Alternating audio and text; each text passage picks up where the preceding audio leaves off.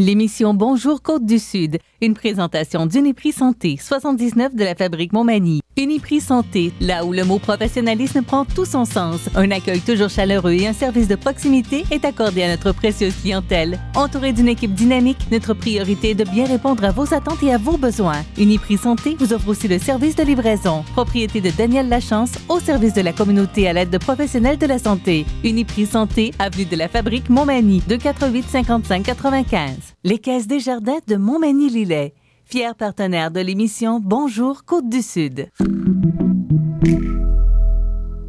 Les Caisses Desjardins de Montmagny-Lillet, fiers partenaires de l'émission Bonjour Côte-du-Sud. Tous ensemble, nous contribuons à faire rayonner des milliers de jeunes. Desjardins, toujours là pour faire briller la jeunesse. Mercredi 10 juin 2020. Résultats financiers 2019 de la Ville de Montmagny, une année sous le signe de la planification. La tendance des décès pour les 3 premiers mois de 2020 au Québec demeure sensiblement la même que les années précédentes. Pour le syndicat de l'enseignement de la Côte-du-Sud, une entente à rabais, c'est non. Le gouvernement du Québec injecte 100 millions de dollars supplémentaires pour les entreprises. Madame Hélène Potvin de Montmagny devient la présidente de la Chambre des notaires du Québec. Et les Augustines de Québec marcheront pour les soignants. Tous les détails de ces nouvelles dans un instant.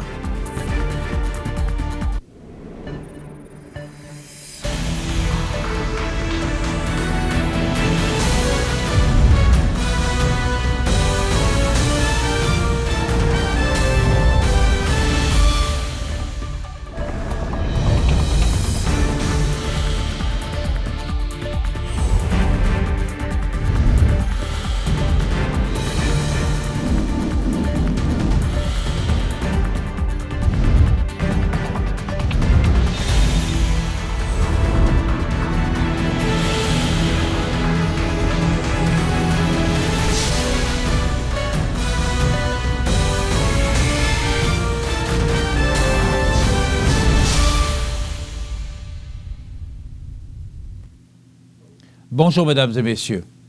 Le 8 juin dernier, lors de la séance du conseil municipal, le maire de la ville de Montmagny, Rémi Langevin, et le directeur du service des finances, de l'approvisionnement et des technologies de l'information, André Lévesque, ont dressé le bilan de l'année 2019 en présentant les états financiers de l'exercice terminé au 31 décembre dernier et en revenant sur les principales actions réalisées.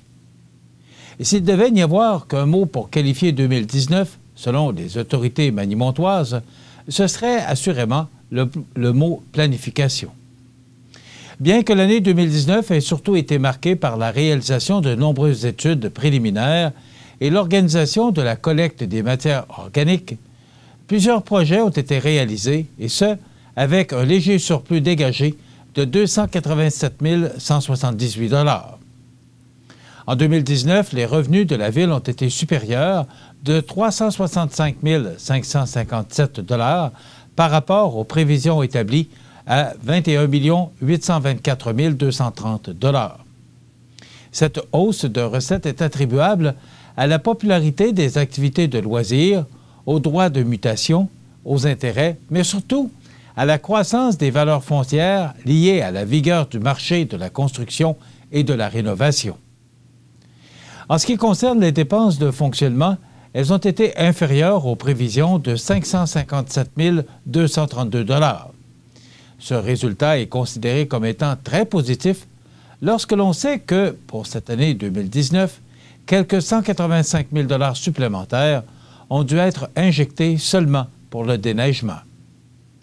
Pour éviter que cette situation perdure, le fonctionnement des opérations déneigement a été entièrement revu, ce qui devrait aider à mieux contrôler ce poste budgétaire et éviter de subir les soubresauts de Dame Nature. Conformément aux prévisions établies, et tout comme le souhaitait le conseil municipal, la dette nette de la ville de Montmagny a commencé à diminuer. Elle est maintenant de 22 378 632 $, alors qu'elle s'élevait à 24 364 503 $ en 2018. Malgré cette baisse, l'administration municipale maintiendra à 15,7 %, excluant l'amortissement, le pourcentage des dépenses totales destinées au remboursement de la dette, ce qui lui laissera une marge de manœuvre intéressante pour saisir les occasions qui se présenteront. À titre comparatif, les municipalités du Québec consacrent en moyenne 19,4 % données de 2018 de leurs dépenses annuelles au remboursement de leurs dettes. Je suis très satisfait des résultats de l'exercice financier 2019 qui s'est déroulé sous le signe de la planification.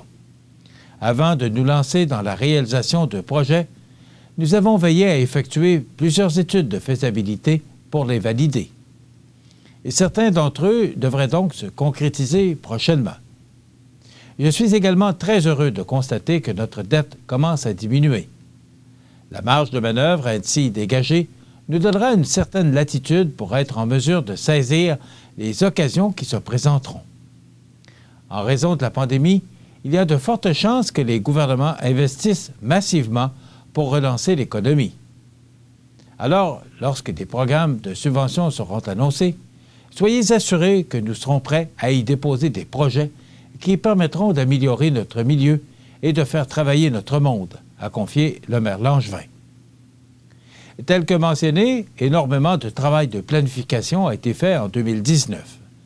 La démarche de réflexion stratégique 2019-2024 a été amorcée par la tenue de plusieurs rencontres de discussion, tant avec le personnel et les élus qu'avec des citoyens, des gens d'affaires et des organismes locaux, dans le but d'établir les orientations et priorités des prochaines années. Les conclusions de cette réflexion stratégique seront d'ailleurs publicisées plus tard au cours de l'année 2020. De plus, toute la planification et les actions liées à l'implantation de la collecte des matières organiques, achat des bacs bruns, distribution, information aux citoyens, etc., ont été effectuées afin d'être prêts à la démarrer en janvier 2020. Bon nombre d'études préliminaires ont également été menées, tant pour favoriser l'accès aux fleuves, sécuriser l'approvisionnement en eau potable, barrage Morigeau, que pour assurer le développement résidentiel. Toujours soucieuse de tirer le maximum des programmes de subventions disponibles, l'administration municipale a aussi révisé son calendrier pour les travaux et reporté en 2020, entre autres, ceux du secteur de la rue du Quai. Elle a de plus travaillé très fort avec l'équipe du CPE Enfants Bonheur pour l'aider à finaliser le montage financier pour construire une nouvelle installation offrant 40 places de garde à horaires atypiques. Bien que l'année 2019 ait été marquée par la planification, plusieurs projets se sont concrétisés grâce aux 4,7 millions de dollars investis en travaux d'immobilisation. De ce nombre, mentionnons la finalisation d'importants travaux à l'usine d'eau potable et à la station de pompage, la réfection de l'avenue Basse-Bretagne et l'installation d'une caméra pour gérer la circulation et d'un panneau pour sécuriser la traverse piétonne de l'avenue de la Fabrique, pour ne nommer que ceux-ci. Plusieurs infrastructures récréatives ont aussi été revampées. La piscine extérieure Pointe-aux-Oies a été entièrement reconstruite, tout comme le skatepark Optimiste. Les sièges à l'aréna ont été remplacés, des modules d'exercice extérieur ont été installés au parc Saint-Nicolas et un escalier permettant d'accéder à une plage naturelle à Place des Migrations a été construit. La Ville de Montmagny a aussi modernisé ses outils numériques en se dotant d'un site Internet plus fonctionnel et interactif et en offrant aux citoyens de nouveaux services en ligne tels que l'obtention du compte de taxes et la demande de permis.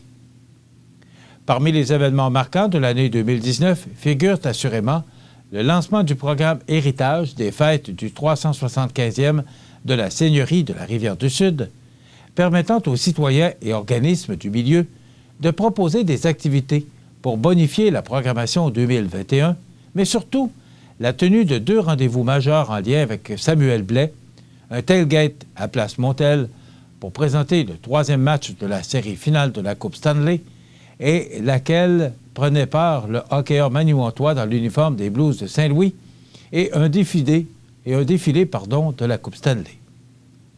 La bonification de la programmation Un été chaud, 10 semaines de spectacle plutôt que 7, grâce entre autres à l'entente de partenariat avec l'entreprise Montel, le lancement de l'exposition la grande époque de A. Bélanger Limité à la Maison Taché, la poursuite des aménagements au Parc du Souvenir et la tenue d'un deuxième happening festiviaire et d'un premier marché de Noël font aussi partie des bons coups réalisés l'an dernier. Malgré l'incertitude occasionnée par la crise de la COVID-19, la Ville de Montmagny est en contrôle de la situation et de ses finances. Comme tout le monde, elle a dû s'adapter et réorganiser son offre de services, mais la majorité des travaux prévus à son programme d'immobilisation annuel seront effectués comme prévu. Une cellule de veille administrative et financière a toutefois été créée pour veiller au grain. Alors que le gouvernement du Québec procède tranquillement au déconfinement de la belle province sous les instructions du directeur national de santé publique et sous-ministre adjoint à la Direction générale de la santé publique au ministère de la Santé et des Services sociaux du Québec, en l'occurrence le Dr Horacio Arruda, on apprend par l'entremise de l'Institut des statistiques du Québec que pour les 3 premiers mois de 2020, la tendance des décès demeure sensiblement la même que pour les années précédentes. En effet, bien que les mois d'avril et mai 2020 ne soient pas encore comptabilisés clairement sur le site de l'Institut, et ce, au plus fort des décès reliés à la COVID-19 au Québec, selon le gouvernement, il apparaît que pour les mois de janvier, février et mars, il y a eu 18 600 morts sur notre territoire national contre 18 050 en 2019. Par contre, pour l'année 2018, pour la même période, on comptait 19 650 morts au Québec versus 18 161 pour l'année 2017. Rappelons que le bilan officiel des décès reliés à la COVID-19 au Québec en date du 9 juin 2020 est de 4 994 et que selon l'Institut national de santé publique, 91,9 % des décès touchent les 70 ans et plus. Plus précisément, 18,1 % pour les décès reliés à la tranche d'âge de 70 à 79 ans, 40,3 % pour ceux situés de 80 à 89 ans et 33,5 % pour la tranche d'âge de 90 ans et plus. Pour ce qui est des 60 à 69 ans, on compte 5,9 % des décès reliés à la COVID-19, 1,6 % pour la tranche d'âge de 50 à 59 ans et 0,4 % pour celles situées entre 40 et 49 ans. C'est dans un communiqué de presse envoyé mardi aux médias locaux que le syndicat de l'enseignement de la Côte-du-Sud a dénoncé les propositions du gouvernement. Voici le communiqué en question. Si le président du Conseil du Trésor, Christian Dubé, s'est fait insistant pour poursuivre les négociations malgré la crise sanitaire qui prévaut au Québec, les résultats se font toujours attendre aux tables de négociation, où les porte-paroles patronaux n'ont manifestement pas les mandats nécessaires pour faire avancer les discussions, déplore le syndicat de l'enseignement de la Côte-du-Sud, CSQ, qui a consulté ses membres à distance durant les derniers jours. Les résultats de ces assemblées sont par ailleurs éloquents, puisque 97 % des personnes consultées ont rejeté la proposition patronale qui leur a été faite le 22 mai dernier, tandis que 98 % ont réitéré vouloir que la présente négociation se conclue par une entente qui apportera des améliorations aux conditions d'exercice des enseignantes et enseignants, ainsi qu'une reconnaissance salariale de la valeur de leur profession. Ce sont des résultats vraiment très clairs que le Conseil du Trésor doit entendre, a souligné Pascal Côté, président du syndicat de l'enseignement de la Côte-du-Sud, CSQ. La proposition patronale qui nous a été présentée constitue une volte-face spectaculaire du gouvernement face à ses engagements électoraux. Nous ne sommes plus surpris de rien, puisque les revirements ont été nombreux durant la pandémie. Le gouvernement dit vouloir négocier, mais il doit comprendre que les enseignants ne signeront pas une entente à rabais. Les problèmes qui existaient avant la pandémie ne seront pas disparus par magie au sortir de la crise, a précisé M. Côté. En effet, l'offre faite récemment aux enseignantes et enseignants par le Conseil du Trésor ne propose rien pour les élèves en difficulté. Elle recule sur l'engagement portant répété de la CAQ d'abolir les 6 premiers échelons de l'échelle salariale pour attirer de la relève dans la profession. Elle vise un alourdissement de la tâche en augmentant de manière importante le nombre d'heures travaillées.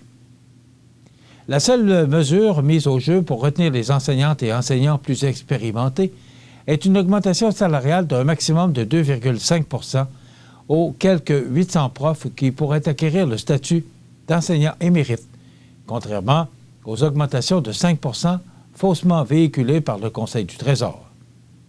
Pire encore, ce nouveau statut mal défini semble davantage destiné à soulager les directions qu'à valoriser la profession enseignante. Le syndicat de l'enseignement de la Côte-du-Sud déplore, au passage, l'importante différence entre le discours public du gouvernement et ce qui se déroule réellement aux tables de négociation. Rappelons que, tout comme la Fédération des syndicats de l'enseignement CSQ, à laquelle leur syndicat est affilié, les enseignantes et enseignants du syndicat de l'enseignement de la Côte-du-Sud veulent une composition de la classe offrant des conditions propices à un enseignement et à des apprentissages de qualité, des services aux élèves correspondant à leurs besoins, une tâche supportable qui ne les épuise pas, une reconnaissance de leur profession à sa juste valeur, particulièrement quant à la rémunération, une réduction du niveau de précarité, de meilleures conditions d'insertion professionnelle afin que la relève ne quitte pas massivement la profession et que les plus expérimentés y restent. Le gouvernement du Québec injectera 100 millions de dollars supplémentaires dans le programme Aide d'urgence aux petites et moyennes entreprises dans le cadre des fonds locaux d'investissement. On vous donne tous les détails après la pause. Depuis 40 ans, le Centre d'action bénévole des MRC de Montmagny et de Lillet est un organisme voué à l'amélioration de la qualité de vie des individus et des groupes par le bénévolat. Le Centre d'action bénévole valorise ceux et celles qui désirent s'impliquer, répond à des besoins par divers services à la collectivité en développant de nouveaux groupes de bénévolat et assure des services directement à notre communauté. Le Centre d'action bénévole des MRC de Montmagny et de Lillet, à Montmagny 248 72 42. Au Canada, entre avril et novembre, l'hirondelle rustique fait son nid sur des constructions humaines. L'hiver, les hirondelles migrent vers le sud et l'Amérique centrale. Elles reviennent chaque année faire leur nid, souvent au même endroit. Les hirondelles rustiques cherchent les parcs et les champs pour se nourrir, mais les pesticides, les changements climatiques et d'autres facteurs menacent leur survie. Aidez-les en leur fournissant des sites de nidification et en jardinant sans pesticides. Et ce n'est qu'un début. Pour en savoir plus sur l'hirondelle rustique, visitez ffdp.ca. Vous regardez le réseau de télévision C'est ma TV.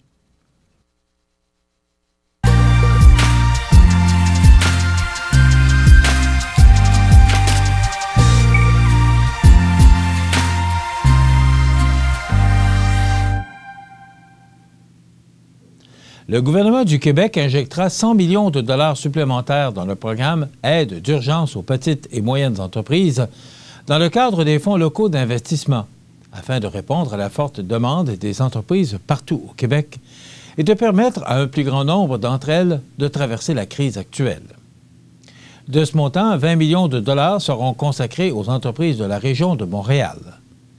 Le ministre de l'Économie, de l'Innovation et ministre responsable de la région de la Naudière, Pierre Fitzgibbon, et la ministre déléguée au développement économique régional et ministre responsable des régions de Chaudière-Appalaches, du Bas-Saint-Laurent et de Gaspésie-Île-de-la-Madeleine, Marie-Ève Proulx, en ont fait l'annonce mardi. Depuis la mise en place des différentes mesures concernant les FLI, plusieurs MRC nous ont signifié que les besoins demeuraient importants et que les sommes allouées au départ étaient insuffisantes pour appuyer les entreprises de leur territoire touchées par les effets du ralentissement économique. Notre gouvernement a entendu le message et ajuste son aide en conséquence. Les entrepreneurs peuvent être assurés que nous continuerons de suivre la situation de près et de moduler nos interventions, a expliqué Marie-Ève Proulx, ministre déléguée au développement économique régional et ministre responsable des régions de Chaudière-Appalaches, Bas-Saint-Laurent et Gaspésie-Île-de-la-Madeleine. Les faits saillants, le gouvernement a annoncé le 3 avril dernier la mise en œuvre du programme Aide d'urgence aux petites et moyennes entreprises qui vise à soutenir les entreprises admissibles éprouvant des difficultés financières en raison de la COVID-19. Les fonds locaux d'investissement représentent le principal outil financier des MRC mis en place pour soutenir les entreprises de leur territoire. Le gouvernement du Québec a annoncé le 3 avril dernier une prolongation des FLI de 2 ans, soit jusqu'au 31 décembre 2022. Cette prolongation permettra au MRC de mieux répondre aux besoins actuels des entreprises québécoises. Le gouvernement du Québec a également annoncé alors des mesures d'assouplissement des conditions de remboursement des prêts consentis dans le cadre des FLI afin d'offrir un répit additionnel de 3 mois pour leur remboursement. Ces nouvelles mesures s'ajoutent à celles annoncées le 19 mars dernier et portent à 6 mois la période de répit pour les entreprises. C'est lundi dernier que Maître Hélène Potvin a entamé ses fonctions à titre de présidente élue de la Chambre des notaires du Québec. Je suis très heureuse d'avoir été élue à la présidence de la Chambre des notaires du Québec et je suis enthousiaste à l'idée de participer à l'amélioration continue du notariat. Le contexte dans lequel nous sommes actuellement nous pousse à voir les choses sous d'autres angles, à être agile, créatif, tout en ayant un grand sens de la responsabilisation. C'est également dans cette optique que je souhaite rapprocher l'ordre professionnel de ses membres afin de s'assurer que des services de qualité soient en tout temps offerts par les notaires à la population pour sa plus grande protection, a souligné Maître Potvin. Propriétaire depuis 2006 de l'étude de boulanger d'Aulne-Deneau à Montmagny, où elle œuvre présentement, Maître Potvin possède un riche bagage d'expérience multidisciplinaire. En plus de sa pratique en droit des affaires, elle a également évolué en planification successorale, de même qu'obtenu son accréditation en droit de la personne et celle pour l'exécution des procédures non contentieuses devant notaire en matière d'ouverture aux révisions d'un régime de protection et de mandat de protection. En terminant, beau temps, mauvais temps, les Sœurs Augustines de Québec marcheront quotidiennement durant 1 heure, pendant 20 jours, pour honorer le personnel soignant et les proches aidants. Les religieuses, dont l'âge moyen est de 70 ans, veulent ainsi solliciter les dons du public pour financer des activités de ressourcement, des ateliers et des séjours de répit à des tarifs préférentiels qui seront offerts aux soldats de la santé qui ont combattu le coronavirus ou qui n'ont jamais cessé de donner de leur temps à des proches pendant la pandémie. Les Augustines sont les fondatrices de notre système de santé. Elles sont habituées d'être dans l'action, ayant géré pendant plusieurs années des hôpitaux, dont la nôtre.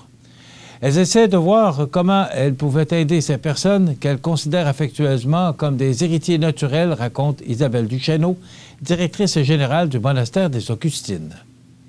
L'argent sera versé dans un programme de répit et de ressourcement qui est offert depuis 2015 pour cette clientèle. L'an passé, il a profité à plus de 575 proches aidants, étudiants et soignants qui répondaient à certains critères d'admissibilité. Par cette campagne, les sœurs espèrent perpétuer leur mission et élargir ce programme à davantage de personnes, explique Mme Duchesneau. 9 sœurs Augustines résident toujours dans le Vieux-Québec. Par chance, aucune d'elles n'a souffert de la COVID-19 jusqu'ici. Elles ne cherchent pas à réaliser une performance sportive, blague Mme Duchesneau, mais plutôt à lancer un mouvement de solidarité et de compassion. Ce n'est pas un marathon, c'est une marche symbolique, résume-t-elle. Selon leur capacité, à compter de lundi prochain et jusqu'au 4 juillet, quelques-unes d'entre elles réaliseront chaque jour un circuit de quelques centaines de mètres à travers le monastère et son jardin. Pendant ce temps, le monastère diffusera des capsules d'information portant sur les 380 années d'histoire des Augustines sur ses réseaux sociaux et son site Web. Il sera question de pandémies antérieures et d'autres épreuves que les Québécois et les Augustines ont traversées au fil des décennies, ou encore des découvertes scientifiques en matière de santé qui ont marqué l'histoire. Pour la population, il y a un beau message d'espoir alors que le monastère est toujours debout et que la mission des Augustines est toujours bien vivante, pense Mme Duchesneau. L'objectif est de mobiliser au moins 20 000 personnes à travers le Québec et d'amasser un minimum de 100 000 $. Cette cause nous concerne tous de très près parce qu'on connaît tous quelqu'un qui est soignant ou proche aidant, puis on va tous avoir besoin d'un soignant un jour, insiste Isabelle Duchesneau. Quel beau geste de la part de ces Augustines, dont le monastère qui existe encore ici, tout près de l'hôpital, qui nous rappelle le souvenir de nos Augustines. Ça complète notre bulletin d'actualité pour aujourd'hui. Si vous avez des nouvelles à nous transmettre, vous pouvez le faire en communiquant avec notre salle des nouvelles au 88 241 1313 poste 226. Ou encore, vous pouvez nous écrire à nouvelles@cmatv.ca. Vous pouvez également nous suivre, comme plus de 13 145 personnes le font maintenant, sur la page Facebook de cmatv.ca. Vous êtes à l'antenne du réseau de télévision CMA-TV, le média le plus regardé et le plus suivi. Ce qui le confirme, numéro 1 de l'information sur la Côte-du-Sud.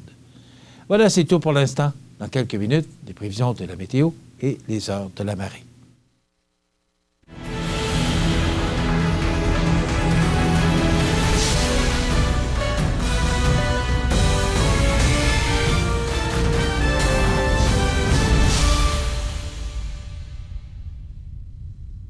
Les Caisses Desjardins de Montmagny-Lillet, fier partenaire de l'émission Bonjour Côte-du-Sud. Les partenaires suivants sont fiers de s'associer à cette portion de notre programmation. Les beaux jours sont à nos portées. Il est temps de penser au pavage de votre stationnement, votre cour. Depuis plus de 60 ans, l'équipe de JRM à Montmagny propose des solutions répondant à vos besoins. 2480937 JRM pour du travail bien fait. Les prévisions de la météo. Une présentation de Promutuelle Assurance Montmagny-Lillet. Toujours à l'écoute de vos besoins. La météo est présentée par Promutuelle Assurance Montmagny-Lillet, où des professionnels de chez nous sont heureux de répondre à tous vos besoins en assurance. Promutuelle Assurance Montmagny-Lillet est là, dans la région, pour ses membres et la communauté. Vous savez, il y a quelques jours, on a connu une canicule, puis on disait, bon, enfin l'été est arrivé. Et hier, ça nous a vite ramené à l'ordre en nous mentionnant que les petits vents du nord, là, ils sont pas chauds. Hier soir, c'était quand même frais pour un 9 juin. Maintenant, pour les prochaines heures, on va d'abord regarder notre image radar qui nous indique là, que sur les Grands Lacs, l'Ontario, là, il y a une masse nuageuse qui devrait nous atteindre et ça va atteindre l'Outaouais et possiblement, et malheureusement, oui aussi, c'est que ce sera du temps généralement ensoleillé parce qu'actuellement, il y a un petit filet de nuages très pâlettes, là, mais ça va s'ennuager en après-midi avec des vents devenant d'est à 20 km/h avec des rafales à 40 qui augmenteront là, au cours de l'avant-midi avec un maximum de 22 degrés. Ce soir et la nuit prochaine, du temps nuageux avec 40 % de probabilité d'averse, vent du sud de 20 km/h avec un minimum quand même confortable de 17 degrés pour toute la côte du sud. Ce sera 9 pour Saint-Paul cependant, 11 pour Saint-Pamphile et 19 pour Lévis. Demain, jeudi, averse, vent du sud-ouest de 30 km/h avec des rafales à 50, maximum de 23 degrés pour Montmagny-Lillet et 24 pour Kamouraska. Facteur humidex, demain, jeudi, ce sera quand même, là, il y aura passablement de pluie, mais ce sera quand même très doux et humide avec un facteur humidex qui pourrait atteindre 31 degrés pour demain, jeudi. Encore des averses pour la nuit de jeudi en vendredi et du temps venteux avec un minimum de 15. Et pour vendredi, c'est le retour du soleil avec du temps venteux et un maximum de 21 degrés pour Montmagny-Lillet et 20 pour Kamouraska. Pour la nuit de vendredi à samedi, passage nuageux, minimum de 8. Et pour samedi, alternance de soleil et de nuages avec du temps beaucoup plus frais, 17 degrés pour Montmagny-Lillet et 16 pour Kamouraska. Pour dimanche, c'est du soleil avec un maximum de 18. Pour lundi, on débute la semaine avec une alternance de soleil et de nuages et un maximum de 21. Et puis, ça se réchauffe beaucoup pour mardi avec alternance de soleil et de nuages et un maximum de 25 degrés. La température la plus élevée a été enregistrée en 97 avec 30,7 degrés, la plus froide en 2004 avec 4,5 degrés. Aucune précipitation enregistrée hier. On a connu un maximum de 20 degrés et un minimum au cours de la nuit dernière de 8 degrés. La pression barométrique est actuellement à 101,8 kPa. La tendance est à la hausse. L'humidité est à 51 %. Les vents soufflent actuellement de direction sud-sud-est à 16 km/h. Il fait 11 degrés et c'est partiellement ensoleillé. Maintenant, pour les heures de la marée, elle sera haute à 9h04 ce matin, basse à 16h18 et de nouveau haute à 21h47. Je vous dirais qu'à 7h ce matin, en passant sur le pont Rivard pour me rendre ici au studio de CMA-TV, Le fleuve était comme de l'huile, les vents étaient calmes, c'était de toute beauté avec le lever du soleil, là. Mais il semblerait que ça va changer, que les vents ont déjà commencé à augmenter d'intensité, ce qu'on nous prévoit parce qu'on parle de rafales au cours de la journée. Dans quelques instants, les anniversaires. Toute l'équipe de la Clinique dentaire Montmagny, 63 boulevard Taché-Ouest, est heureuse d'informer sa clientèle que la Clinique dentaire sera ouverte tous les lundis soirs de l'été. La Clinique dentaire Montmagny, 63 Taché-Ouest, 88 248 21 75. On vous attend. Penser mieux. Dormir mieux. Vieillir mieux. Guérir mieux. Créer mieux.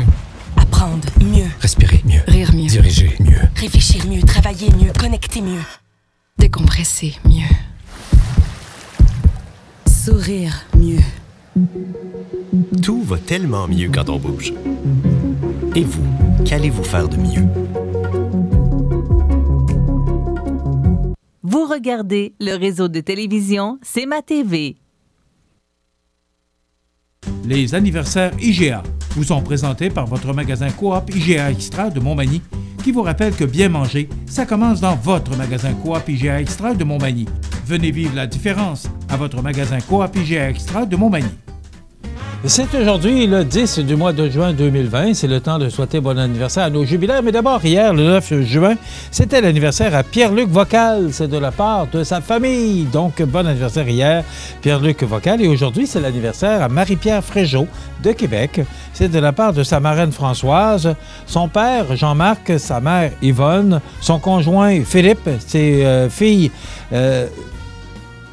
Nala, excusez-moi. Alors, ses filles Nala et Mareka, et ses sœurs et beaux-frères et neveux et nièces, donc toute la famille qui s'unissent pour souhaiter bonne fête à Marie-Pierre Fréjot.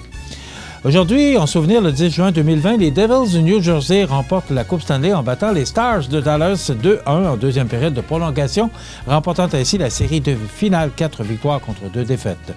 Larry Robinson, qui avait fait ses débuts comme entraîneur-chef des Devils en mars, n'est devenu que le 3e entraîneur de l'histoire de la Ligue nationale à remporter la Coupe Stanley après un changement d'entraîneur en cours de saison. Des anniversaires, Kate Upton, mannequin et actrice américaine, elle a 28 ans aujourd'hui. Tara Lipinski, patineuse artistique américaine, 37 ans. Hugo Latulippe, cinéaste, producteur et auteur québécois, 47 ans.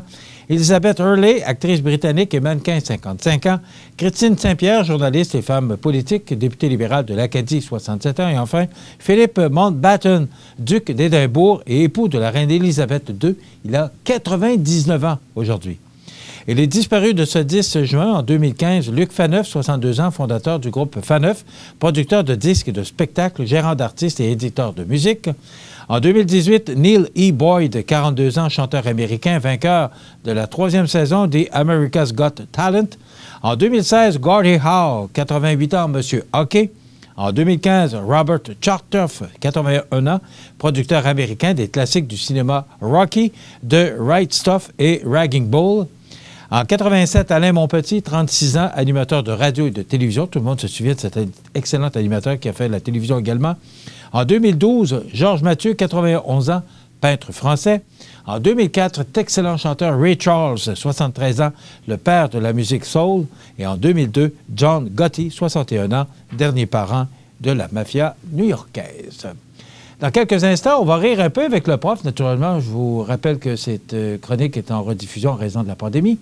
Et on est allé rejoindre hier Bernard Généreux à Saint-Jean-Port-Joli. Une excellente entrevue avec le député fédéral. Et José Soucy sera avec nous en fin d'émission. Il y aura naturellement la nouvelle positive. Je vous souhaite une bonne émission. Les beaux jours sont à nos portes et il est temps de penser au pavage de votre stationnement, votre cour. Depuis plus de 60 ans, l'équipe de JRM à Montmagny propose des solutions répondant à vos besoins. 248-0937. JRM, pour du travail bien fait. Vous regardez le réseau de télévision C'est ma TV.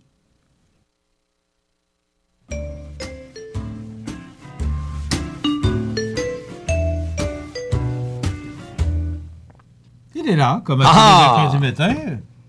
Mercredi matin, j'étais pas là. Et qu'on a eu une belle émission. Oui. Mon ami Johnny et moi. Et oui. tabarnak. Dr. Carbonneau. Ben oui, hey, tout le monde m'en a parlé en ville. Ils ont dit, on espère que ça va continuer comme ça. Okay. Quel beau duo. Jean, veux-tu venir? Je vais aller à la régie. Et que ça sera pas beau, ça. Bon, toujours aussi fin, hein? Non. Mais là, on va le dire, là, je suis arrivé tout à l'heure. Hey. Pas de veston. Hey, c'est l'été, c'est ma première travail. Regarde, profite-en aujourd'hui. Hein. C'est l'été? Ben, dans mon cœur, ça fait longtemps que c'est l'été. C'est où tu demeures, toi? Moi, je demeure sur le bord du fleuve. Mon ami monté 587. Bon, chanceux. Puis un matin, j'ai ouvert la chaufferette de sa galerie, puis je suis heureux. Non, mais il fait le soleil. C'est beau, en tabarnak. C'est beau, mais le problème, c'est que ça ne dure pas. Des vents du Nord. Écoute, l'année passée... moi, là, j'ai la chaleur dans mon cœur. Oui, il y a une chance. Puis, écoute, s'il fallait que ça nous affecte, tout le monde serait déprimé. Ben, j'espère donc. Il fait pas beau, Oui. Hey, moi, je voulais, avant de commencer, M. Campo. Tu sais, M. Campo, là, c'était un méchant bonhomme, ça. D'abord, le pré-usinage, là, c'est pas mal lui, le prédécesseur, le précurseur au Canada. Il y a à peu près la moitié de l'Outaouais que c'est lui qui a bâti. Tu sais, ce bonhomme-là, il était millionnaire, milliardaire. Tout à coup, il a pogné une bulle, une bulle au cerveau. Il a décidé d'aller acheter des magasins aux États-Unis. Il connaissait rien dans le commerce de détail. Avec des bons de junk, en tout cas, bon, des bons, et c'est jusqu'à 50 de taux d'intérêt. Il est allé acheter des magasins, ça le met en difficulté financière. OK, mais quelle sorte de commerce de détail? Il y a Bloomingdale, toutes ces grosses chaînes-là. Il a acheté ce qu'il y avait de plus gros. OK. Il connaissait rien dans ça. Et là, ils ont dit, il fait pitié, pauvre monsieur. Fait que là, il était comme en faillite. Puis là, il s'est en allé en Suisse. Il y avait une maison de je sais pas combien, de dizaines de millions de dollars. Tu sais, un pauvre, là. T'sais? Et là, il était dans la misère. Puis par après, il est revenu mourir au Québec. C'est moins cher qu'ailleurs. Comme bien des Québécois font. Bien des Québécois puis bien du monde. En tout cas, bon. Mais ça veut dire... Ils ne font pas pleurer. Il y a une morale dans cette histoire. Oui. C'est que quand tu pars en affaires, il faut que la principale chose que tu dois savoir ou connaître, c'est dans quoi tu t'en vas. Ben, j'espère donc. C'est pas l'argent, c'est pas... Mais c'est parce que tu es millionnaire que tu connais tout, absolument pas. C'est ça. Il faut connaître dans le domaine dans lequel on démarre. Et surtout, c'est ça. Par exemple, Peter Simon, le plus bel exemple qu'on va prendre, Ashton Leblond. Il y avait une photo dans le journal, ils ont donné une poutine. Bon. Tu demanderas à Ashton Leblond, voir s'il va replonger dans le monde immobilier. Juste pour lui poser la question. Parce qu'il a déjà été là-dedans. Ben, il a essayé. Ouais. Et quand il a vu, il était dans le Vieux-Québec, dans le Vieux-ci, dans le Vieux-ça. Quand il a vu toutes les surprises, il dit non, on reste dans Poutine, on est très heureux dans Poutine. Non, c'est comme tu as des gens d'immobilier qui tout à coup vont s'en aller en restauration. Pas de miracle, hein. Tu sais, là, il faut connaître le domaine, le secteur d'activité dans lequel on veut démarrer. Et voilà. Et c'est pas l'argent qui fait... Ben non. Ça veut rien dire. Pas l'argent qui fait que t'es brillant. Hein. C'est ça. Non, c'est vrai. Ben, c'est pas une question...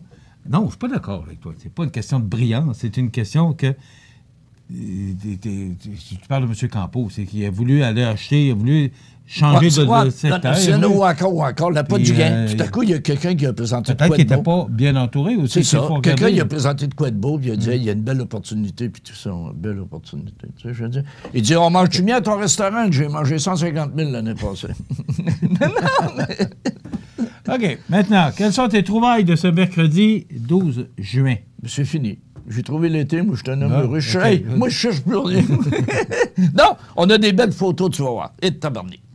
Hey, est-ce que tu reconnais? Pardon? Marilyn à l'entraînement.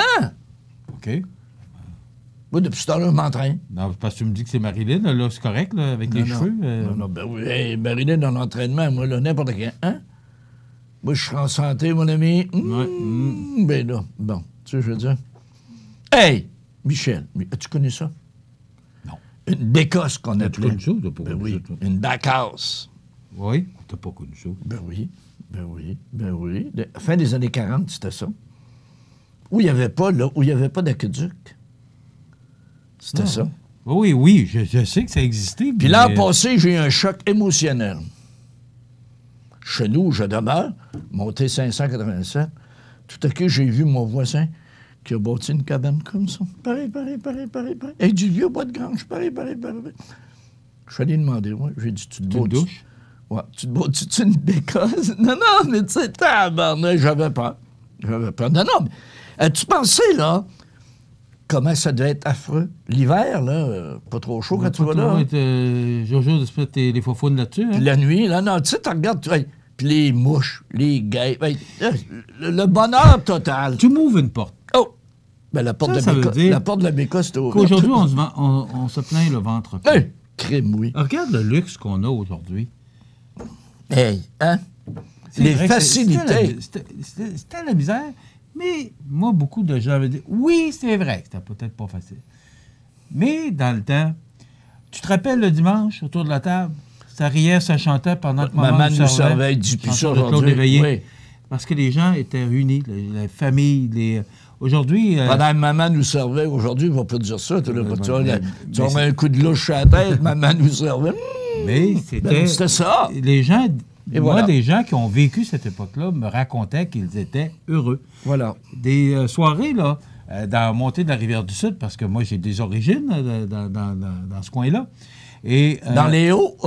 Non, pas dans les Hauts. Okay. Mais non, dans la montée de la Rivière-du-Sud. OK, oui. Je ne peux pas donner plus de détails. Dans les montées de la Rivière-du-Sud, ça monte-tu dans le monde? J'avais des origines dans ce temps-là. Et on me disait que le soir, là, pas tous les soirs, mais le soir, là, ça se ramassait dans des maisons, puis ça faisait de la musique, puis ça s'amusait, les gens, puis il y avait un esprit d'entraide entre les voisins, parce que la plupart étaient cultivateurs. Il y avait du fun, oui. Et les gens allaient de l'autre et allaient faire les foins avec un, avec l'autre.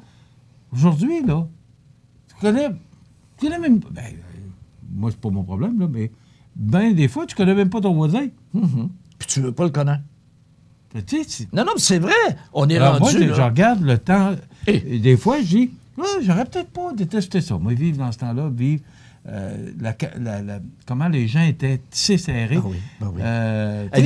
Le plus bel exemple, les églises sont vides aujourd'hui. Ouais. Dans le temps, le dimanche, c'était le rassemblement. Tout le monde allait à la messe, tout le monde se rencontrait, et c'était le parvis d'église. Tout le monde se rencontrait, puis hey, comment ça va, puis qu'est-ce que ça? Puis là, il y avait du monde qui mangeait du prochain à sa galerie de l'église, puis allait communier. Ouais.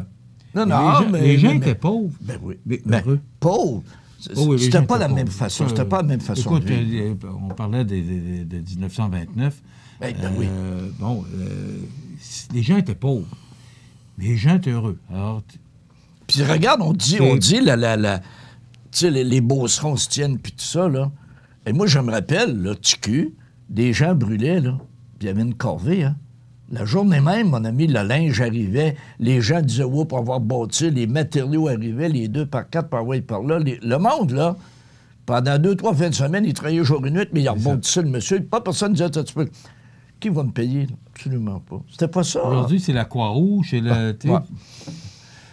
Alors, j'aurais aimé, même si on était pauvre dans ce temps-là, j'aurais aimé connaître cette période-là. T'aurais aimé ça aller dans la back-house? Oui. Quand il reste pas avec ça, là, tu sais. Non. Oh, ça, j'aime ça, gars. Ne jamais ignorer quelqu'un qui se soucie de vous, car un jour, vous réaliserez que vous avez perdu un diamant en étant occupé à ramasser des pierres. Pas beau, ça, mon ami? Ça se peut-tu, des fois, dans la vie, on fait pas toujours des bons choix? C'est vrai. On laisse passer les maudites belles affaires. Effectivement. Parce que, tu sais, l'or des fous, là, Jacques Cartier, quand il était au 4 diamants, l'or des fous, c'est ça. Il pensait qu'il y avait de l'or. C'était pas de l'or en bas, en tout cas. OK, après ça, mon journée. Hey, ça c'est la richesse. C'est quoi la richesse? Est-ce que c'est l'argent? Ouais. Ou ben non, une belle vieille grand-maman avec ses petits-enfants. Ça, là, la famille, c'est ça la richesse, mon ami? C'est ce que je parlais tout à l'heure. Ben oui. Des belles voitures. J'aurais rêvé, Rénal, d'aller à la messe en Barlow. Il y avait la parade des Barlows, malheureusement. Des Barlows. Un Barlow. Je pense que c'est un Berlot. On dit un Barlow. Peu importe, excusez si je fais... Une fois, je ne suis pas sûr que ce soit un Barlow ou un Berlot, en tout cas. On faisait ça à Didet. Et moi, j'ai couvert ça pour CFEL à quelques reprises, là. Et c'était magique, c'était beau, les grelots, puis avec les chevaux. Tu sais, aujourd'hui... Michel, moi, chez nous, là... Il neige un peu, là, la neige devient brune, puis ça devient de la slush, parce que... Je t'ai montré la back-house tantôt. Ouais. Moi, chez nous, là, je suis au monde, là, le rue de la Fabrique à Saint-Odile, Rimouski, là, il y avait l'écurie en diagonale en avant de chez nous. C'était quoi l'écurie, ça? C'était les gens qui venaient à la messe le dimanche, l'hiver, qui amenaient le chevaux là, qui dételait, qui rentrait là à la chaleur, il allait à la messe, puis il repartait. Je n'ai-tu vu des borlots, des belles slés, des ci, des ça. Tu sais, et puis le soir de Noël, juste les sons, il y avait tous des grelots, puis tout ça. Non, non, c'est des moments, ça, là. C'est pas de la richesse, mais c'est des moments extraordinaires en tabarnouche qu'on a connus. Tu sais? Hey! On en a parlé la semaine passée. Hein? Ouais, le débarquement de Normandie. Ouais, débarquement de Normandie. Pas drôle, hein? 75 ans déjà. Et là, ce qui est plus triste, c'est que plus on avance dans le temps, c'est sûr ça fait 75 ans. Alors, plus on avance dans le temps, plus ces gens-là qui se sont battus pour nous disparaissent. Oui, mais t'as vu, c'était dans le journal aujourd'hui ou hier, le monsieur de 98 ans qui a retrouvé sa blonde française qu'il avait aimée durant la guerre. Non, non, mais c'est bon à demander, tu sais, là, les retrouvailles. C'est pas d'hier. Bah! Plastique, parce que si on mange du poisson, le poisson... À manger du plastique. Non, non, mais on est rendu loin. Là. Oui. Notre planète, là, ça va pas bien. Ben non, ça va pas bien. Mais est-ce qu'on peut demain matin... Tu sais, moi, c'est... je te dis souvent la même chose là, quand on jase ensemble. Moi, de 0 à 100, il y a 50. OK? Ouais. C'est que là, l'extrême, on va arrêter le plastique dans 2 ans. Ben non. Comme si c'était possible. Oui, mais là, le niaiseux... On peut-tu le diminuer progressivement ils ont pour en arriver au bout d'un certain temps? C'est pas beau, le plastique, mais je vais vous faire un pipeline pour amener du pétrole. Le pétrole est à la base du plastique. Tu sais, je veux dire. Non, mais là, tu dis, Justin, va réfléchir. Pas facile pour lui, ça. Moi, j'aimerais... tu parles de pétrole. Moi, j'aimerais ça qu'on m'explique pourquoi qu'on va chercher le pétrole dans des pays... des pays...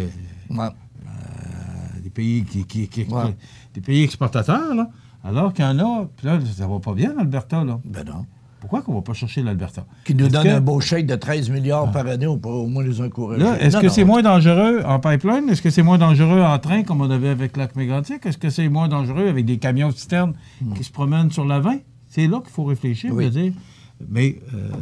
regarde, de toute façon, on pourra en choisir longtemps. Donc, je reviens. On est loin de notre chronique. Là. Je reviens, le Taj Mahal. Le Taj Mahal, tu sais, le fameux Taj Mahal que Trump a copié là, pour faire son casino.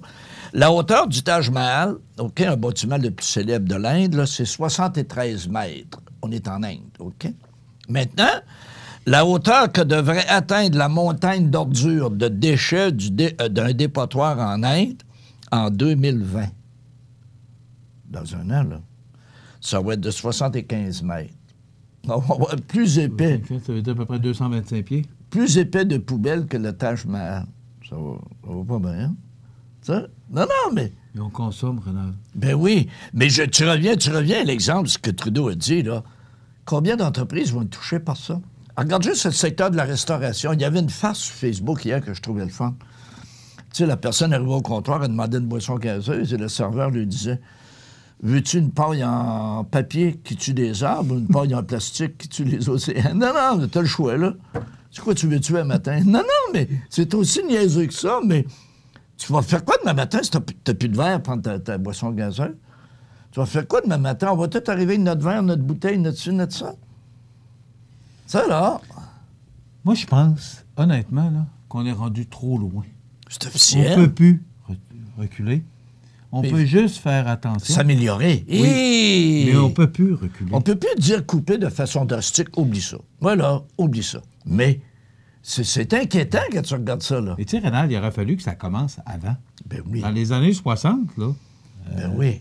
On jetait les pots de peinture. Tu sais, on faisait pas attention. Les pneus. Ils garochaient les pneus dans la rivière. T'as juste à regarder sur le bord de la plage. Hey. Justement, t'es sur le bord du fleuve. Non. T'as juste à voir ce qui arrive avec la plage. On voyait les îles de la Madeleine l'autre jour.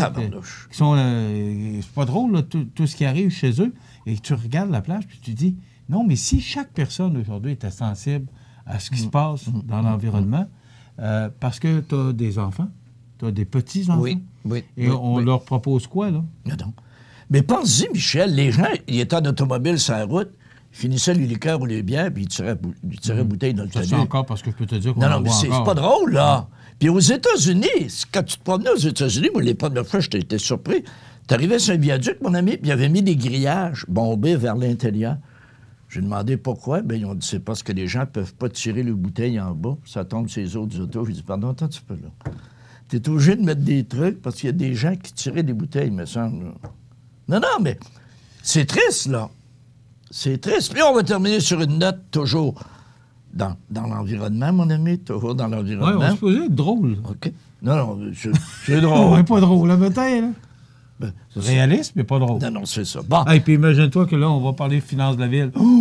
Quand est-ce ça? Tantôt, là. Ça va être drôle. Ça va être drôle.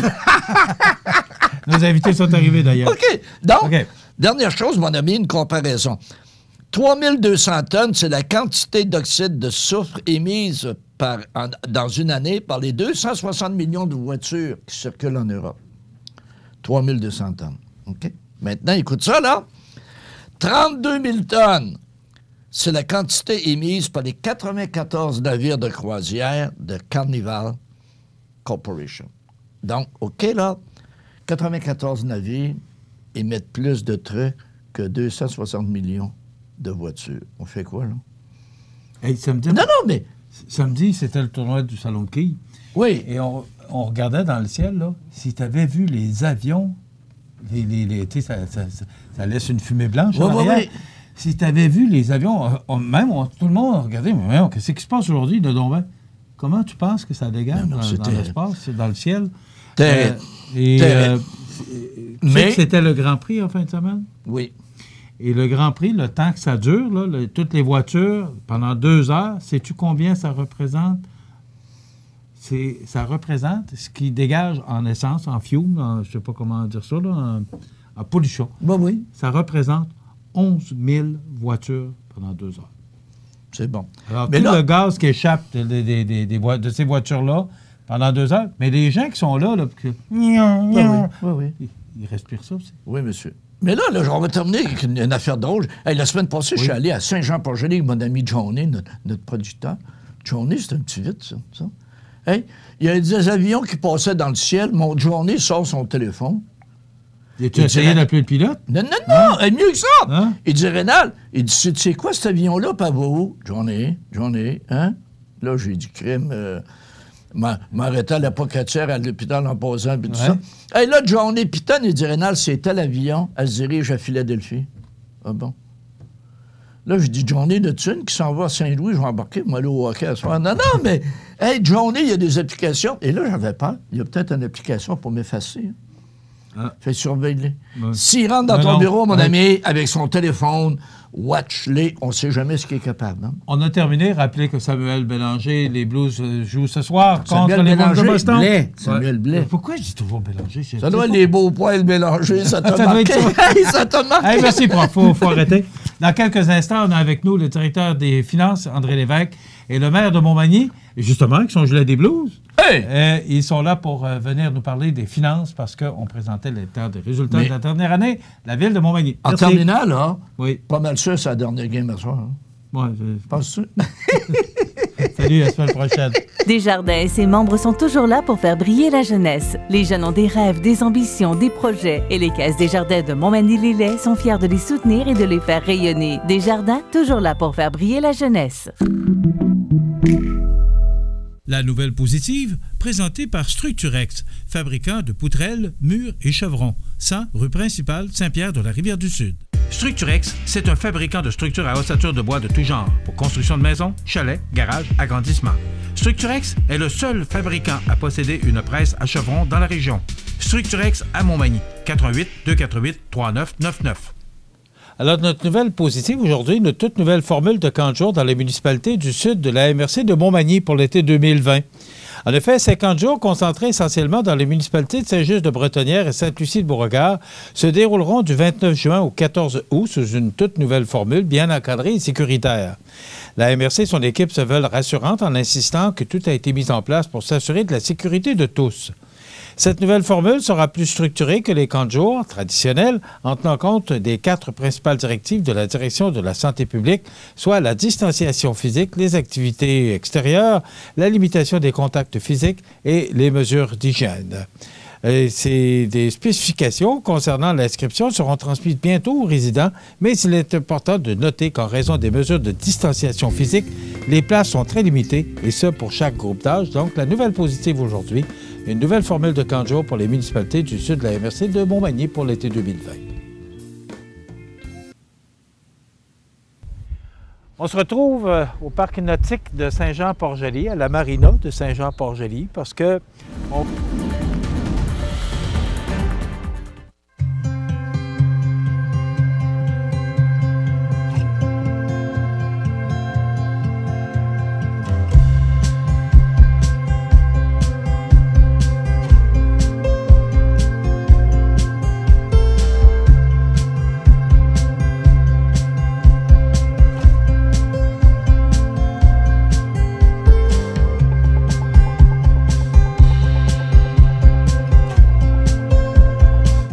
Les partenaires suivants sont fiers de s'associer à cette portion de notre programmation.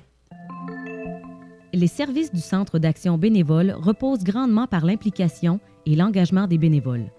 En effet, nous accueillons les personnes qui désirent s'impliquer et nous les dirigeons selon leurs intérêts vers les différents types de bénévolat souhaités. En plus de les soutenir par de la formation et de l'information, l'organisme rend hommage à l'engagement des bénévoles par une activité de reconnaissance. À titre d'exemple, plusieurs types de bénévolat sont disponibles au Centre d'action bénévole. Bénévoles accompagnateurs aux rendez-vous médicaux, bénévoles aux visites d'amitié, bénévoles à la clinique Impôt, bénévoles auprès de prothèses capillaires, bénévoles accompagnateurs en soins palliatifs et fin de vie. Moi, actuellement, je fais du bénévolat à fin de vie. J'aime très ça, c'est très enrichissant au point de vue personnel. Vous ne savez pas c'est quoi qu'on peut donner, puis qu'on peut être très apprécié en les personnes qui sont en fin de vie. Ils ont besoin d'amour, ils ont besoin qu'on les aide, ils ont besoin qu'on les guide même. Mais c'est eux autres qui sont toujours, je lui dis tout souvent, c'est vous autres qui le boss. Être bénévole, ça m'apporte premièrement un enrichissement personnel. Ça m'apporte de quoi apprécier de ce que la vie peut nous donner. Lorsqu'on n'a fait pas de bénévole, je ne vous dis pas qu'on n'apprécie pas la vie, mais avec j'appelle ça ce monde à part, alors on se sent plus utile, puis en même temps, on se sent valorisé. Moi, je vais les mener, je vais les accompagner à leur rendez-vous. S'ils ont besoin d'accompagnement pour le fiche, je les remplis, puis je vais les mener à leur salle de rendez-vous, tout ça. J'ai été d'emmener un monsieur, il était en phase terminale là, pour que je l'accompagnais, puis il aimait bien ça, que je sois avec lui. Et c'est ça, ça me fait plaisir, puis je peux faire rendre un petit brin de bonheur avant qu'il... Ça me fait plaisir. Depuis 40 ans, le Centre d'action bénévole des MRC de Montmagny et de Lillet est un organisme voué à l'amélioration de la qualité de vie des individus et des groupes par le bénévolat. Le Centre d'action bénévole valorise ceux et celles qui désirent s'impliquer, répond à des besoins par divers services à la collectivité en développant de nouveaux groupes de bénévolat et assure des services directement à notre communauté. Le Centre d'action bénévole des MRC de Montmagny et de Lillet. À Montmagny, 248 72 42. Le Centre d'action bénévole soutient le programme Vie active. Ce programme offre des activités physiques, cognitives et sociales aux personnes de 50 ans et plus afin de les encourager à demeurer actifs et en santé. Les routines Vie active sont conçues par des professionnels de la santé et sont animées par des bénévoles formés. Elles sont de niveau débutant, intermédiaire et avancé. Les routines peuvent être faites en position assise ou debout. Pour moi, animer la vie active, c'est une satisfaction personnelle. Je trouve que c'est un moyen de garder nos aînés en forme le plus possible. Et je leur dis souvent que pour moi, c'est toujours un plaisir de les accompagner dans leurs exercices. Il y a aussi le programme Vie active adapté qui est conçu pour les personnes en légère perte d'autonomie. Ce sont des exercices de groupe adaptés et sécuritaires accompagnés de jeux de mémoire et d'observation. De plus, différentes activités de plein air sont aussi offertes. Marche musclée, vélo, raquettes et encore plus. Enfin, le programme Vivre en équilibre à nous de jouer est composé de 12 ateliers qui visent à sensibiliser les participants du réseau Vie active aux différentes façons de s'adapter aux changements liés au vieillissement ainsi qu'aux événements marquants de la vie. L'animation de ces ateliers se fait sous forme d'activités éducatives telles que des sketchs, jeux questionnaires, rallyes, etc. La résidence funéraire Boulanger vous propose une gamme complète de services personnalisés afin de répondre à tous vos besoins en matière de funérailles.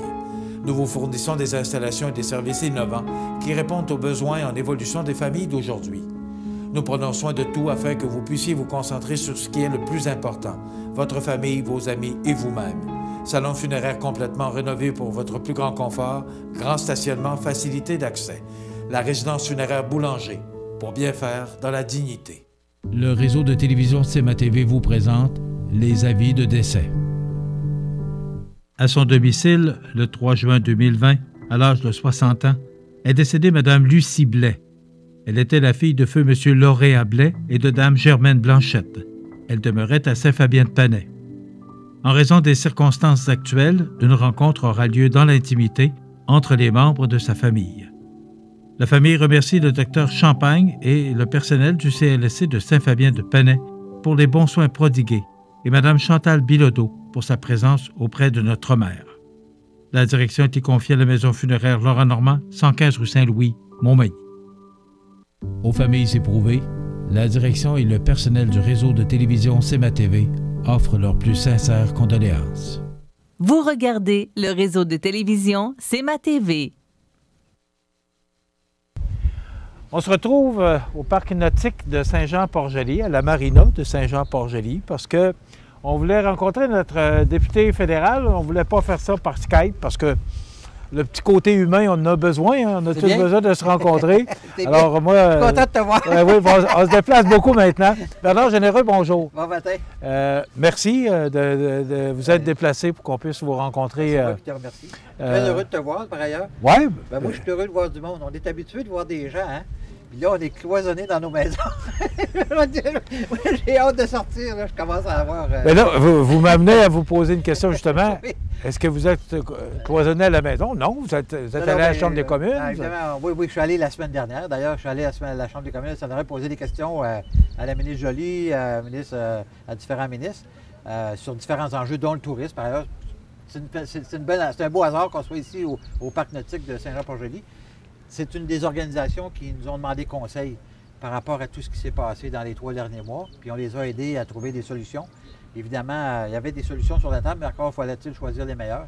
Et c'est ce qu'on s'est apprêté à faire depuis les 3 derniers mois avec beaucoup d'organisations, autant municipales, les chambres de commerce, les entreprises, les SADC, tous les organismes de développement économique. On a réuni beaucoup ce monde-là dans les 3 derniers mois pour favoriser les meilleurs outils pour les personnes, autant les individus que les entreprises, que les organisations à but non lucratif.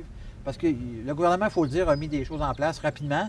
Ils ont fait des erreurs, mais on les a corrigées. En tout cas, on les a aidés à les corriger parce qu'il y avait des gens qui étaient exclus. Encore au moment où on se parle, il y a des gens qui sont exclus et on continue à mettre de la pression sur le gouvernement pour corriger ces choses-là. Mais je pense que les outils qui ont été mis avaient besoin d'être mis en place.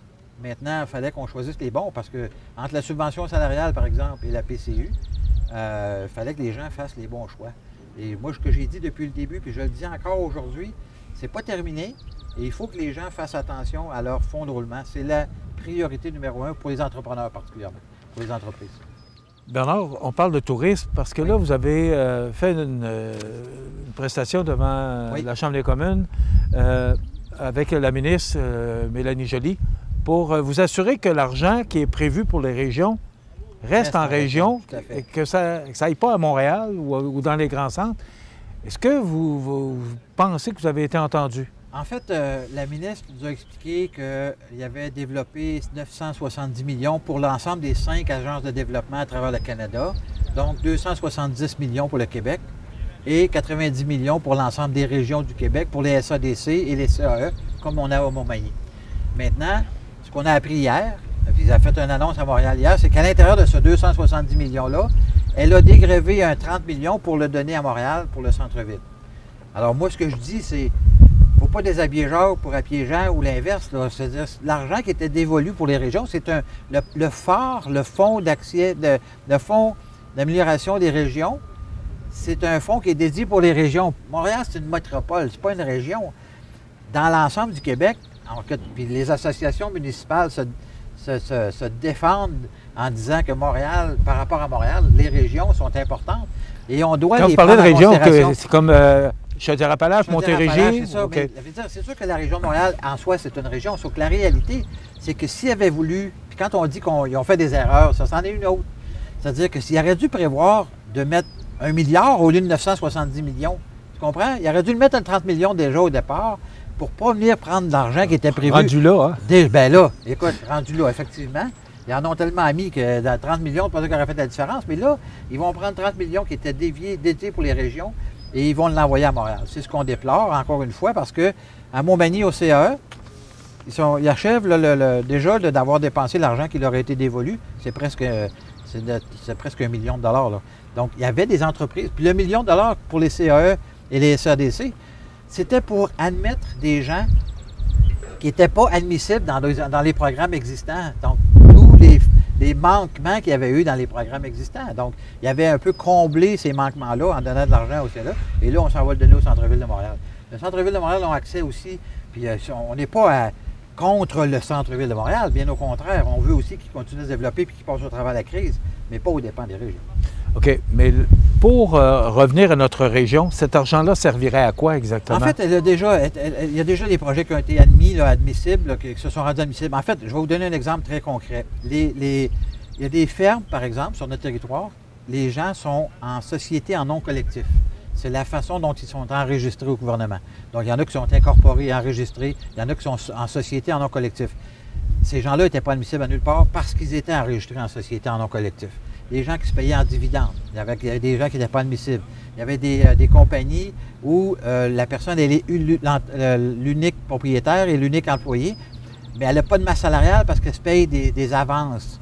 Donc, à partir du moment où il n'y avait pas de masse salariale de 20 000 ces gens-là se retrouvaient, au début c'était à 50 000, ça avait été diminué à 5 000 suite à nos recommandations et nos représentations.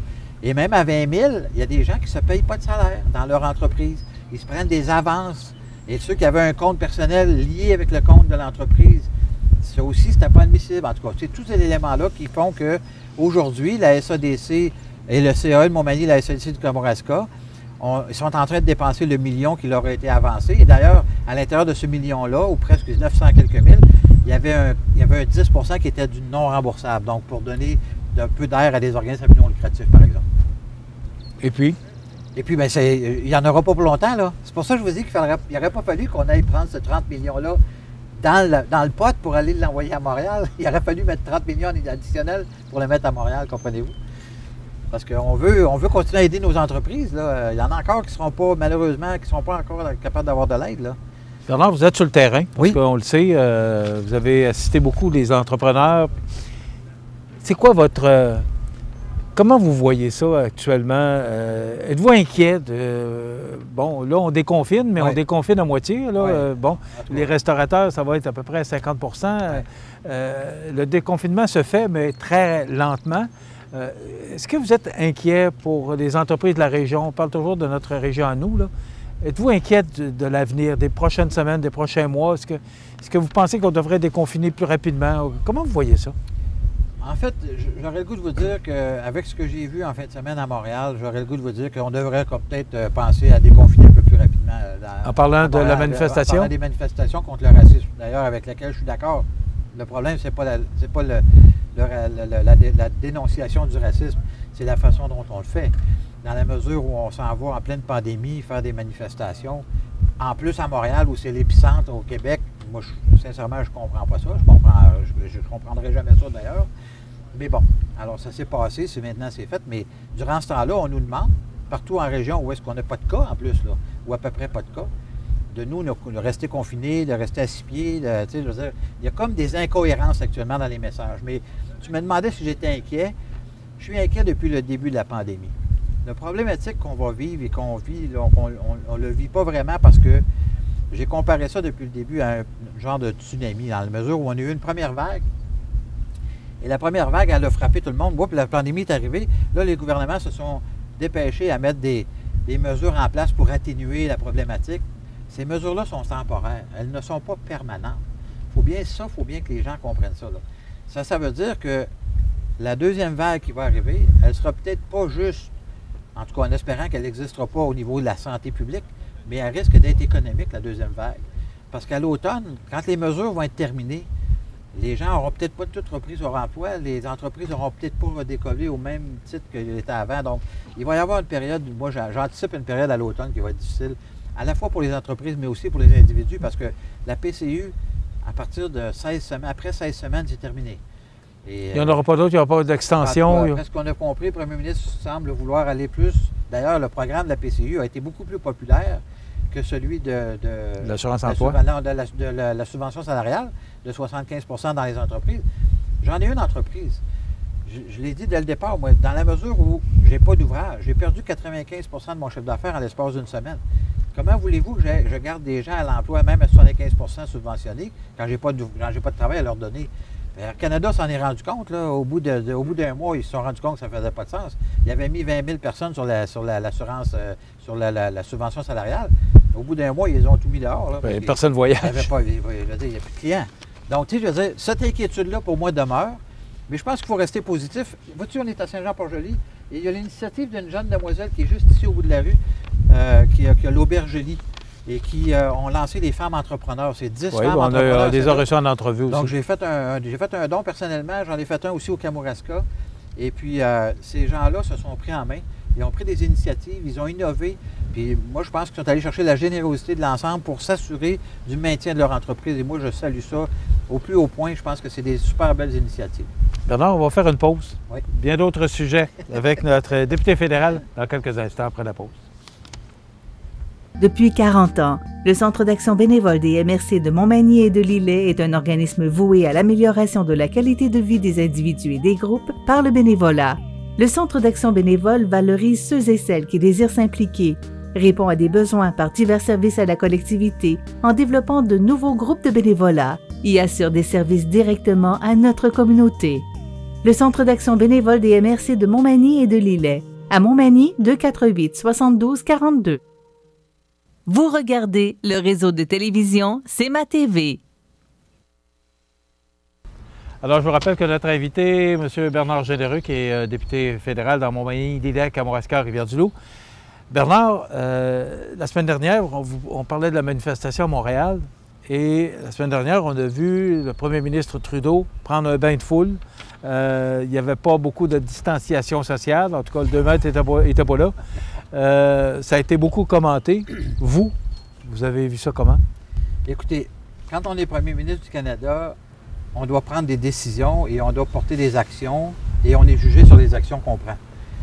Le premier ministre, et j'ai lu là, en fin de semaine plusieurs éléments par rapport à ça et comment c'était perçu de façon générale.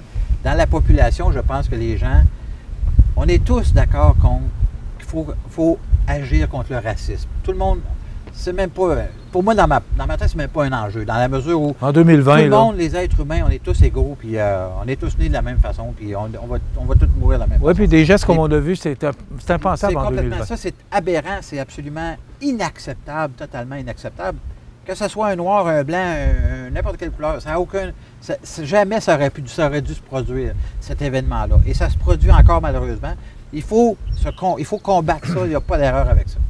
Maintenant, dans le contexte qu'on vit actuellement, où on est on demande depuis 3 mois aux gens de rester chez eux, de garder une distance de 6 pieds. Moi, j'aimerais ça, de prendre dans mes bras aujourd'hui, mais je ne peux pas le faire, puis je respecte ça. Mais d'aller prendre la décision, d'aller joindre une manifestation où les gens sont tout collés les uns après les autres, moi, personnellement, je trouve ça dérangeant.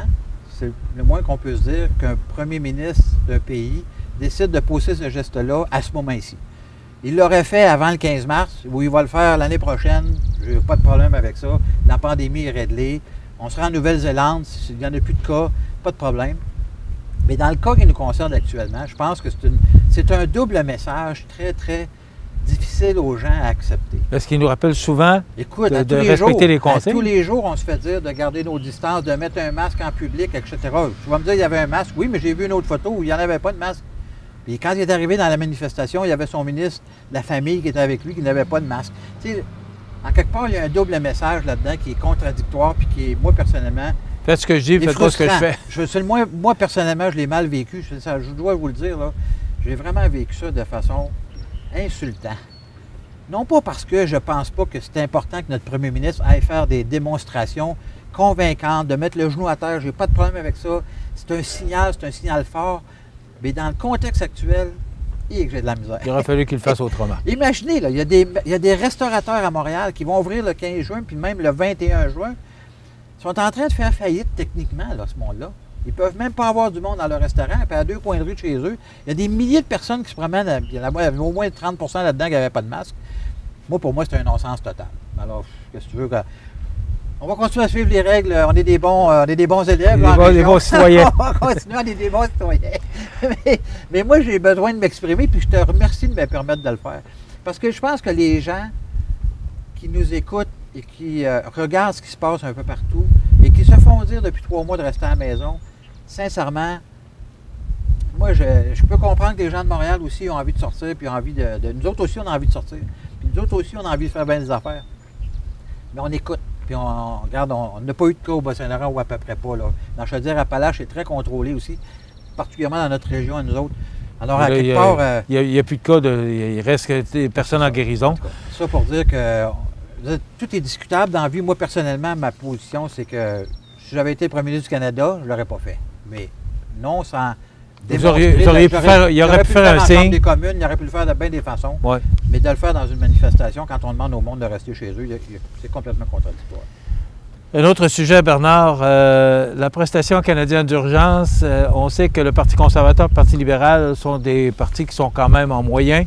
Un peu moins le NPD et le Bloc ne l'a pas utilisé. Oui. Vous avez utilisé la prestation canadienne d'urgence. Ça a fait jaser beaucoup. C'est pas moi personnellement. Non. On parle bien du Parti conservateur. Encore moins pour mes employés. C'est quoi votre position là-dedans? Est-ce que vous êtes d'accord avec ça? Sincèrement, on a été, je dis on, je m'inclus là-dedans, là, on a été mal à l'aise quand la décision est sortie. Mais il faut comprendre que la façon dont ça fonctionne au Parti conservateur, il y a deux blocs, là, je dirais 2 éléments très décisionnels et différents.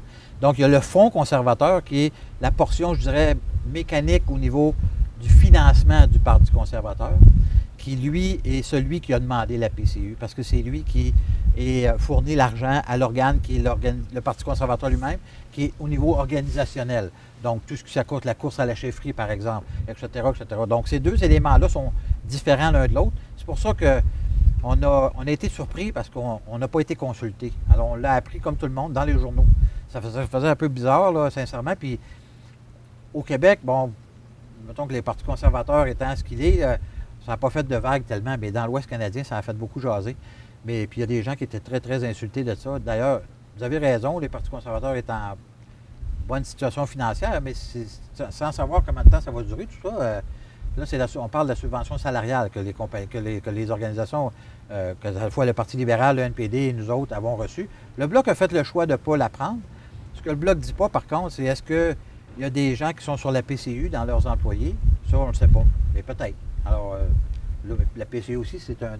Et là, est-ce que c'est réglé? Est-ce que le Parti conservateur l'utilise encore? En fait, parce qu'il a été question de remboursement aussi. Oui, les 2 candidats, M. Peter McKay, qui est mon cheval, votre poulain? Mon poulain, mon poulain pour la chefferie, et Erin O'Toole ont déjà annoncé qu'il analyserait la situation une fois élu. Il n'est pas impossible qu'il le rembourse. Évidemment, comme ça, on verra, mais... C'est sûr que ça va revenir en campagne électorale. Ça m'a rendu mal à l'aise, c'est sûr et certain. OK. Vous avez parlé de la chefferie. Oui. Bon, la course à la chefferie, on sait qu'il y a 2 candidats actuellement. En tout cas, il y en les plus 4, connus. mais il y en a 2 plus connus. Les 2 plus connus. Les débats s'en viennent. Ça va reprendre quand? En fait, les débats s'en viennent le 17-18 juin, dont le 17 en français, 18 ça va se passer à Toronto. C'est quoi la date exacte? C'est le mois d'octobre, hein? Non. La chefferie, c'est le 21 août. OK. Donc, ça va se passer en plein été. C'est vraiment... Mettons que tout a joué contre nous autres là, à l'intérieur de ça parce que à cause de la pandémie, il y a eu un arrêt de la campagne. Mais une course à la chefferie le 21 août, Bernard? Et en plus, c'est ça. Puis là, c'est durant tout l'été. Les gens ne pensent pas à la politique beaucoup durant l'été, en tout cas. Donc, il y a quand même...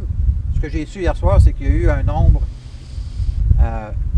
historique de cartes de membres de vendus dans le Parti conservateur. Ça ne s'est jamais vendu autant. Pourquoi? Que durant...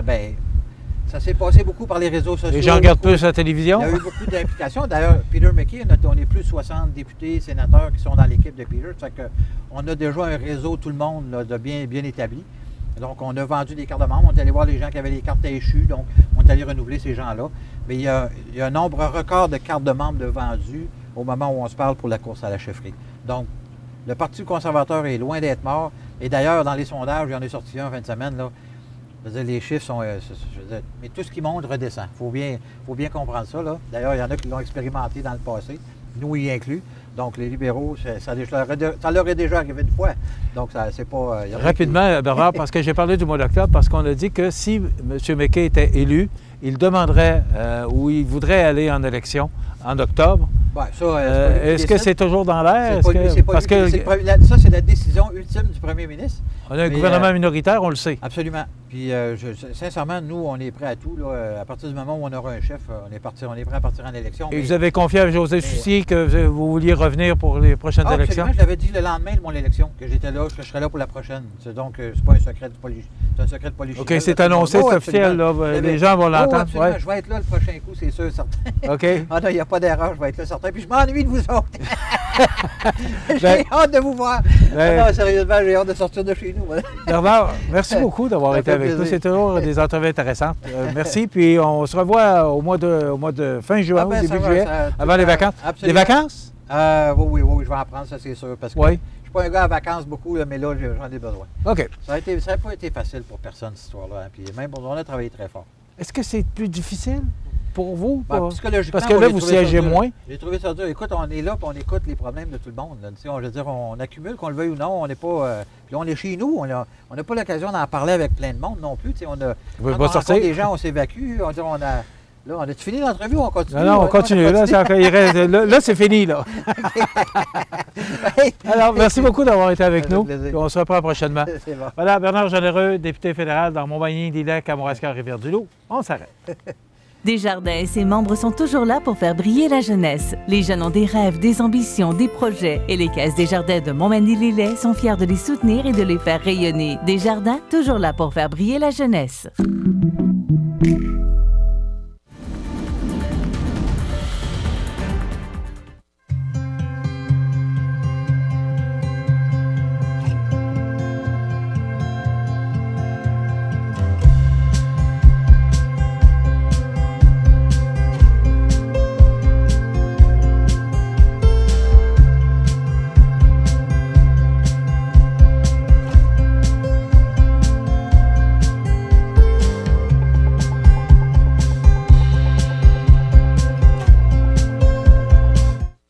Regardez le réseau de télévision C'est ma TV.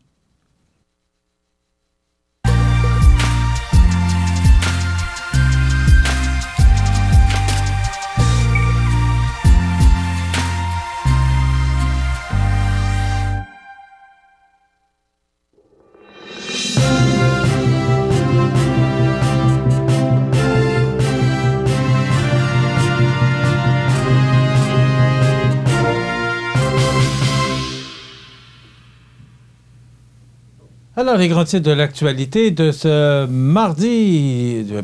On est déjà mercredi? Ben oui. C'est ça passe trop vite. Pour ça, mardi. Ça passe toujours vite. José, on revient sur les chiffres. Tu as des statistiques plus précises par rapport au groupe d'âge des décès. Oui, parce que j'ai trouvé ça intéressant d'aller voir sur les sites, les divers sites du gouvernement du Québec, à savoir où est-ce qu'on en était rendu de janvier 2020 à mars 2020.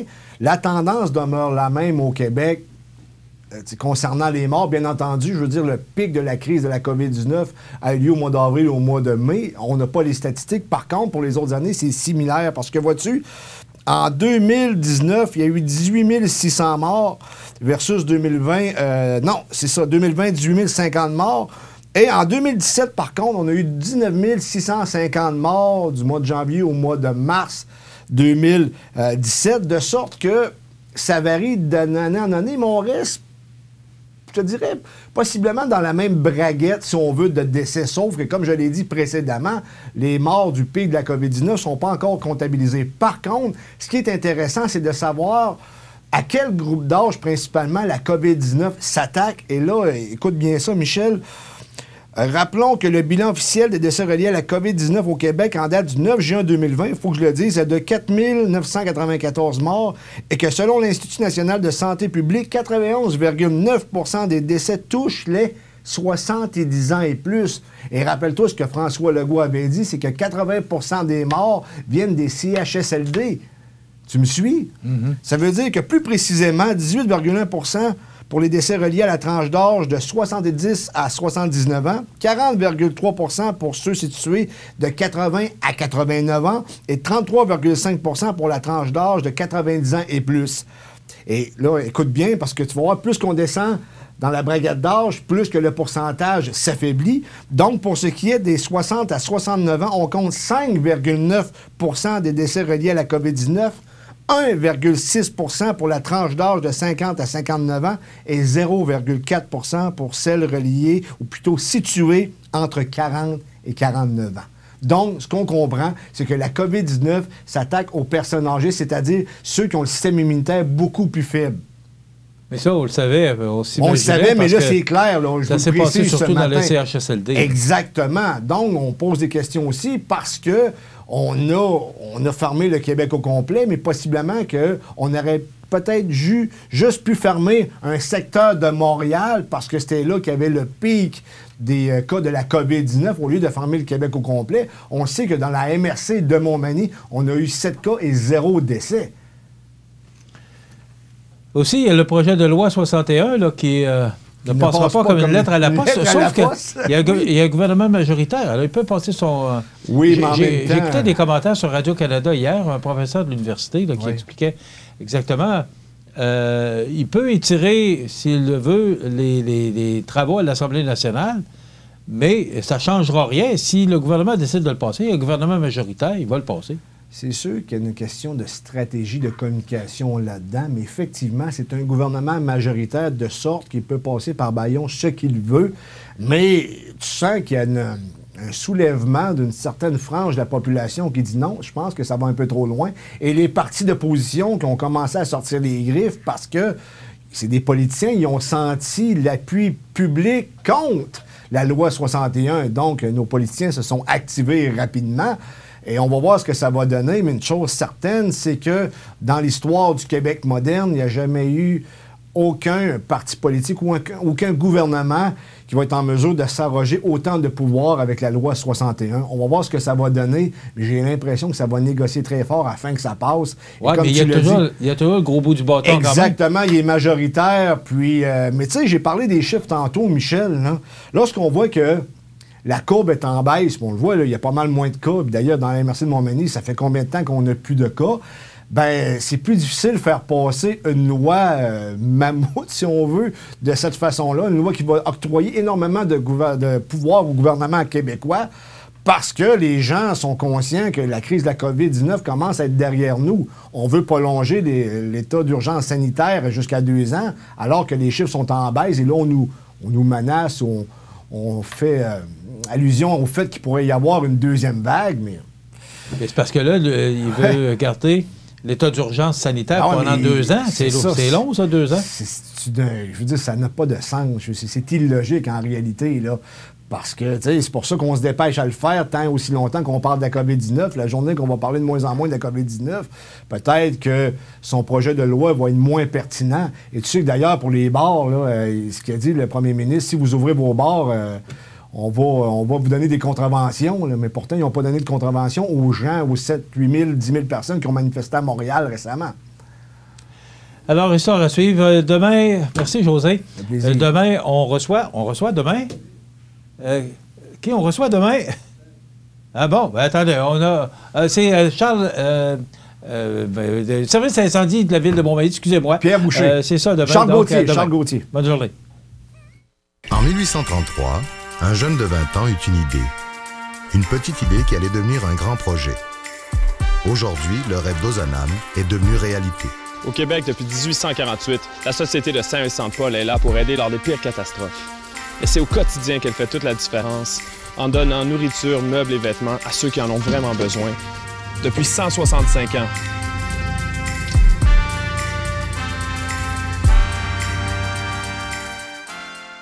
L'émission Bonjour Côte-du-Sud, une présentation d'Uniprix Santé, 79 de la Fabrique Montmagny, au service de la communauté, 88 248 55 95.